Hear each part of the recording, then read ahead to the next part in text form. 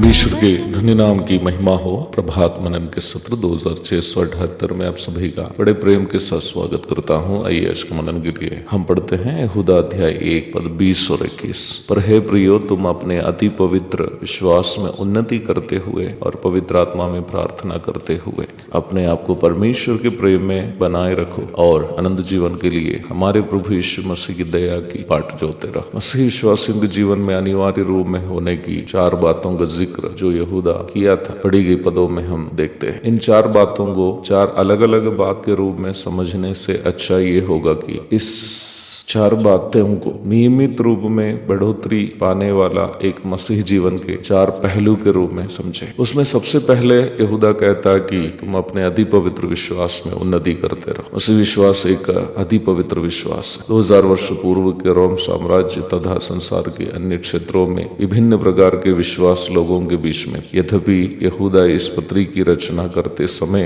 यूनानी सभ्यता तो समाप्त हो गई थी, परंतु यूनानी दर्शन शास्त्र का प्रभाव उस समय भी रोम सहित अलग अलग क्षेत्रों में प्रचलित थी। हमारे भारत में विभिन्न रियासतों में विभिन्न प्रकार के विश्वास प्रचलित थे। और यहूदा कहता है कि मसीह विश्वास अति पवित्र विश्वास है, क्योंकि ये काल्पनिक बातें या मनगढ़ित कहानियों पर आधारित विश्वास नहीं है, बल्कि परमेश्वर के वचन में लिखित बातों के आधार पर यीशु मसीह के द्वारा परमेश्वर पर किया गया विश्वास है। और ये विश्वास हमें देने वाला भी स्वयं परमेश्वर ही है। रोमी 10:17, इफिसी 2:8, रोमी 12:3। उतना ही नहीं, हमारा विश्वास हमें परमेश्वर की धार्मिकता प्रदान करता है। रोमी अध्याय 3:21 से 24 तक। रोमी अध्याय 4 में प्रेरित पौलुस विश्वास में मिलने वाली धार्मिकता के बारे में अच्छा से समझाया। हर एक विश्वासी को निम्न अध्याय अवश्य पढ़ना चाहिए। मसीह विश्वास आशा की हुई वस्तुओं का निश्चय, परंतु की वस्तुओं का प्रमाण, इब्रानी 11 की। अथवा हमारा विश्वास हम तात्कालीन फायदाएं प्राप्त करने के लिए किया गया विश्वास नहीं है, बल्कि अनंतकालीन स्वर्गीय आशीषों का निश्चय हमारा विश्वास हमें देता है, जो हम अपने स्वर्गीय जीवन काल में अनुभव करेंगे। जैसे हमारा विश्वास हमें पाप का दंड अनंतकालीन आग की जेल से उद्धार दिया, इफिसी 2:8, वैसे ही ये विश्वास हमें वर्तमान दुष्ट संसार में जीने की सामर्थ्य भी प्रदान करता है, इब्रानी 10:38। तो प्यारो,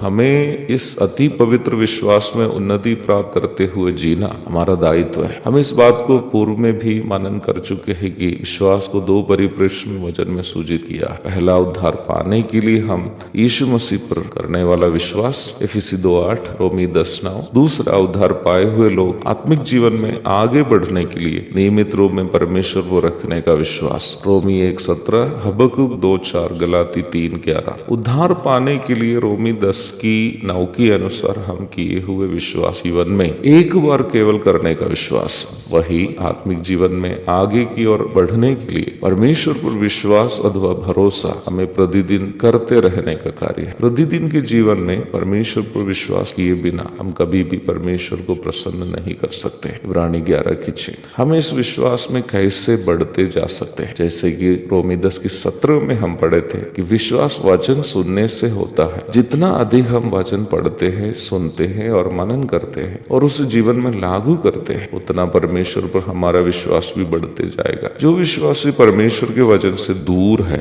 वो कभी भी विश्वास में नहीं बढ़ सकता। 1 साल पहले मैं एक सुसमाचार प्रचारक के घर में जब था, या खुद को सुसमाचार प्रचारक कहने वाला एक व्यक्ति के घर में था, मैंने ये बात पर ध्यान दिया कि पारिवारिक प्रार्थना संभवतः उसके घर में नियमित नहीं होती थी, और प्रार्थना जब होती भी थी तो उनकी पत्नी उसमें शामिल नहीं होती थी, और उनके बच्चे जो 8 साल और 10 साल के थे बाइबल पढ़ना जानते भी नहीं। केवल मेरे कहने पर पत्नी मजबूरी में आकर प्रार्थना में बैठी। आपको पता है आज उस पति और पत्नी अलग है और उनके बच्चे अनाथ भी है उसके बाप की अनुपस्थिति में। विश्वास के द्वारा उद्धार पाने से आत्मिक जीवन में उन्नति प्राप्त नहीं कर सकते। प्रतिदिन परमेश्वर का वचन का मनन आत्मिक जीवन की उन्नति के लिए अनिवार्य है। जिस मसीह जीवन में वचन को महत्व नहीं दिया जाता है उस मसीह जीवन अविश्वासी के जीवन से भी बुरा निकलेगा। एक और शुभ दिन की धन्य कामनाओं के साथ आज का मनन मैं यहाँ समाप्त करता हूँ। प्रभु आप सबको आशीष दे।